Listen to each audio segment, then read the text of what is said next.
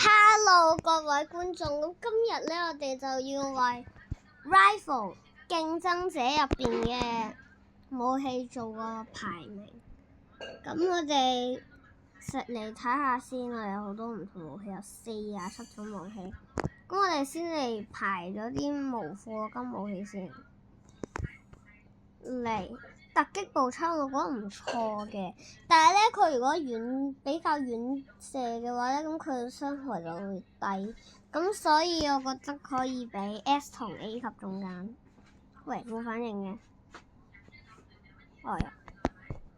有弓啊，弓就得30發，同埋如果你要強射擊，咁你轉彎就比較難，咁所以我會俾 A 同 B 級中間。RPG 我覺得唔錯，就係好容易喺排位賽嘅時候俾人 ban， 我覺得唔錯，可以直接俾 S。散彈槍傷害好高，但係要近戰傷害高，所以會俾 A。呢個叫咩啊？我諗下先，等陣我諗下先，我唔記得咗。左輪我覺得都唔錯嘅，有30。你喺比較遠嘅位置射都可以有7.5，所以我會俾 A。噴霧可以破盾，我覺得唔錯，但係又冇咁犀利，所以我俾 A 同 B 級中間。咁所以我覺得弓可以直接降落 B。短身都係啦，同散彈差唔多。狙擊槍我本來諗住俾 S， 但係因為佢而家削弱咗，所以我會俾 S 級同 A 級中間。然後就到槍刃我比較少，槍刃咧少用嘅，咁所以我就唔會作評價住。我好似直接刪除咗槍刃。Oh my god！ 加翻佢出嚟先。Oh my god！ 我好似真係刪除咗槍刃。點加㗎？我唔記得咗先。哦，係咁。槍刃呢度。頭先係有47個，所以而家嗰度有幾多個位置？1、2、3、4、5、6、7，係8。咁都係槍刃盾喺度喎，即係俾我撳咗其他位。算啦，唔理啦。之後再諗。呢個係副武器，我哋講住十字弓，我覺得都唔錯嘅。不過佢都係少36發，不過你遠程射擊同佢近射擊都係差唔多，所以我會直接俾 A。然後呢把突擊步槍。佢可以連射，我覺得都唔錯，所以我俾 A 同 B 級中間。之後排埋啲其他武器，我哋再嚟排呢啲課金嘅先。手槍啊，缺點同突擊步槍我差唔多，所以我會俾 A。呢個叫的架手嘅嘢，佢都唔錯嘅。所以我會俾 A 同 B 中間，因為佢都係有啲缺點，但我先講好。閃光彈只要你識用，其實都好好玩，所以我會俾 A 同 B 中間。因為你其實淨得2發嘅啫，咁講。有一個 U2ZI，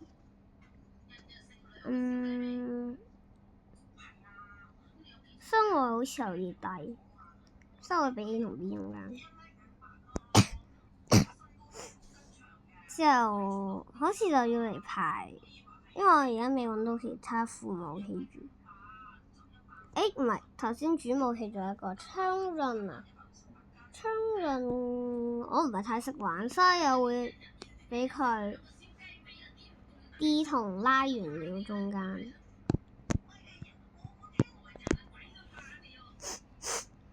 然後我睇下先，塔拿我覺得其實都唔錯，可以反爛子彈，但係佢爛嘅時間有啲耐，所以就俾 B。小刀 OK， 我唔識玩，直接俾拉完了。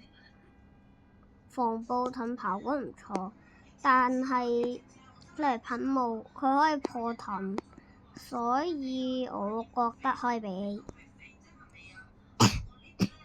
鐮刀其實冇咩用，最多喺度衝刺，所以會俾拉完了。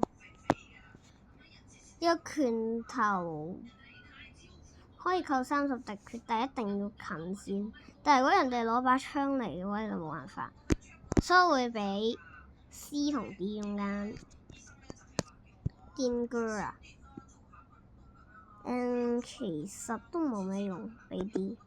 因為佢如果佢一定要係近至得，不過佢話能近戰武器，但係佢其實好難只可以整到對方，所以我俾佢呢個位。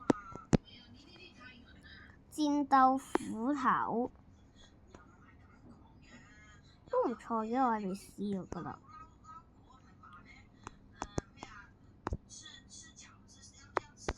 之後好似就真係多咗個槍輪，點刪除？咁樣。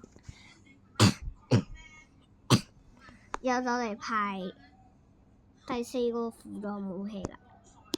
手榴彈其實我就咁掉一掉，一係就炸出眼，一係冇得掉，真係冇得炸到對方，所以我覺得其實冇咩用，所以覺得俾 C。汽油彈其實我覺得唔錯嘅，可以俾 A， 因為你可以，如果你真係掉中佢台，佢一掉嘅話範圍都算廣，咁你攞嚟直接燒到佢咩？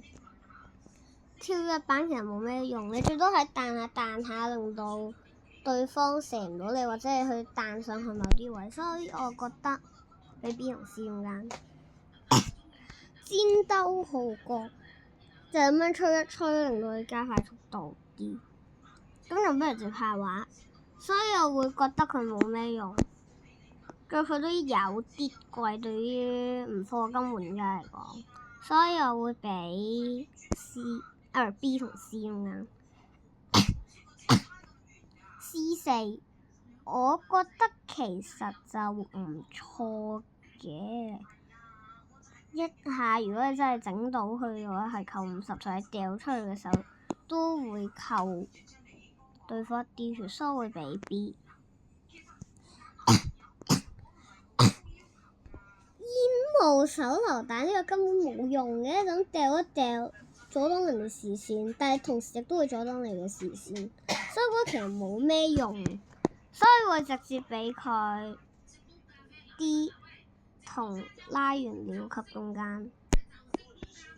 然後呢，之後就到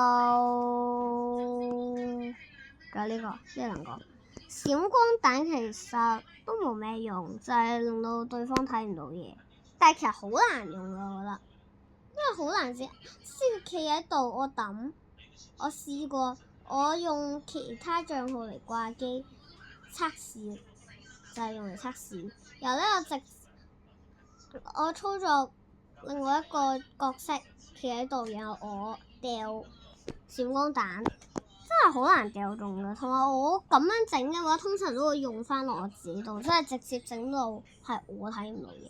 咁所以我覺得佢其實冇咩用，少少啲。冰凍光線啊，但係佢就得一發嘅啫，所以我覺得其實冇咩用。咁我會俾 C 同 D 級中間嘅。之後就嚟排副金武器啦，能量手槍呢把係副武器，咁我覺得扣嘅血量有啲低喎，同埋有咁貴，所以我俾 C。有呢個穿越器，其實我覺得呢個就冇咁用，我覺得呢個都有啲用嘅，但係就係唔係太知道佢點整好，所以我會俾C 同 D 級中間。呢把叫狙擊槍嘅嗰個彈弓嘢，睇佢扣血量都係有啲低，所以我會俾 D。外星槍都可以直接破盾，所以我覺得都係唔錯。我可以直接俾 A， 雖然佢傷害都係有啲低，但係可以破盾。又就到扭曲，我覺得唔錯嘅。雖然佢淨係得77發子彈，但係你可以令佢喺度轉嚟轉去，你即刻射，所以我覺得可以俾 S 同 A 級中間。能量步槍，如果你直接射佢就係扣20血，但係如果你可以折射到，即刻計算到佢個位又折射嘅話咧，扣血其實都有啲高嘅，都可以40幾嘅，咁所以我覺得其實咧呢把就冇咁好。咁我哋就俾佢同能量步槍、能量手槍一齊啦，一個步一個手，步槍一個手槍。所以佢都係好4級。永動，如果你撳嗰個瞄準掣，佢可以直接冷卻對方。但係如果你繼續用呢把槍即刻換彈嘅話，係嚟唔切嘅。咁所以我覺得永動可以去。你同邊個講嘢啊 ？S 級同 A 級中間。咁所以我覺得佢可以去 S 級同 A 級中間嘅迷你槍。都唔錯嘅，係可以射好多發子彈出嚟嘅嘢，但係佢要速力一段時間，所以我會俾 A。有手榴彈發射器啊，榴彈都唔錯，你可以跳嚟跳去咁喺牆壁度，咁樣整嚟整去，我覺得都唔錯嘅。所以我會俾 A 級同 B 級中間。OK， 火焰噴射器嘅話呢把算強，但係你一定要近啲至噴到佢。所以我會俾 S 級同 A 級中間。大錘都唔錯，你一嘢敲落地喺度可以扣佢50血，但係我唔係太識用，所以我會直接俾佢C 級同 D 級。長矛我覺得唔錯喎，因為佢可以一嘢篤佢嘅咁佢可以一嘢連續篤佢幾下，但係要近都係嗰句。咁所以其實我覺得都唔錯，我會俾佢 S 級同 A 級中間，但係佢哋得3個，所以我覺得即係佢一次攞嘅時候就係可以有3個，所以我覺得佢就係可以去 S 級同 A 級中間。如果佢冇嗰啲因素喺度嘅話，我覺得佢可以直接上 S。我而家唯一俾過 S 嘅就係 RPG。呢個軌跡其實冇咩用，所以我會直接俾佢拉完了。呢個其實都係就咁去一去，就咁直接揈嘅過去，但係佢整到嘅距離唔係太遠，所以我會直接俾佢 D 級同拉完了中間。裂空石即係拋過去都可以拋得有啲遠，可以幫助你即刻逃離，如果你就嚟殘血。咁所以我覺得都唔錯，可以俾 S 級同 A 級中間。醫療工具包，哇！呢個唔錯，呢個唔錯。你殘血嘅時候即刻回血，就係有啲貴，同埋你要隔一段時間，佢只可以再醫你一次，同埋醫緊嘅時候唔可以再中彈，否則佢就要重嚟再醫。所以我覺得唔錯，可以俾 S。指空間地雷，我覺得呢個都唔錯嘅，因為如果敵方真係踩到嘅話，可以即刻扣佢149血。我哋係有150血，所以你再補佢一槍，佢已經拜拜嘅啦。所以我覺得可以俾 S 級同 A 級中間。咁以下就係我今日嘅rifle 入邊47種武器嘅各嘅評價。呢個包括晒主武器、副武器、近戰武器同埋第四種嗰個輔助武器嘅所有嘢㗎，就係呢個有47種。咁呢個就係我嘅評價，最後再俾大家睇一次。